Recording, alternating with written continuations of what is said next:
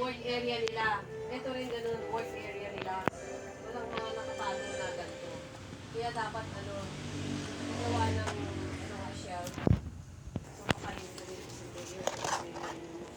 Nandyan sa dingding. Pero i-drink. Oo naman, i-green. Pwede din po gumamit yung taas na yan. Pwede naman.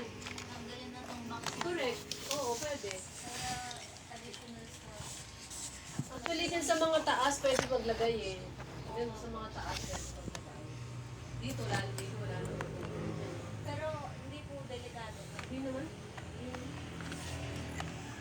Ano, pwede dyan, no? Kaya nga pwede, sabi ko nga kay Rex, ito gumawa ng ng shelf. Yan, ilang layer ka dyan. Para maglagay ka muna ng ganyan. Tapos saka ilagay yung mga hindi na talaga kailangan mo.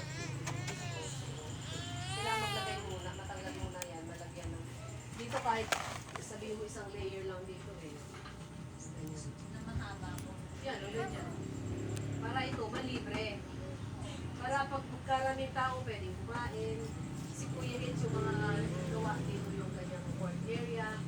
Para hindi siya magaganyan sa lamesa, pinaalis kasi kakain. At least dito, kahit nandiyan lang yung gamit niya, kung wala ito, may nag-shelf lang. Ayan, ito oh.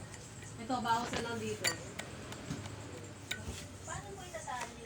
Makahanap na lang na kung paano siya itatali ito. Ano po yan? Garter? Hindi. Ay, Kailangan may kailangan mayroong. Ay, ito, pwede mo itali dito, oh. Ito, yan. Ayan. Ayan, may tali dyan, si Papa. Ganun din dito. Siya nakapagano. So, kahit anong ilagay mo, dito, pwede. Para medyo mababa ng konti. Yung maabot-abot na yun. Pwede mo. Ayan.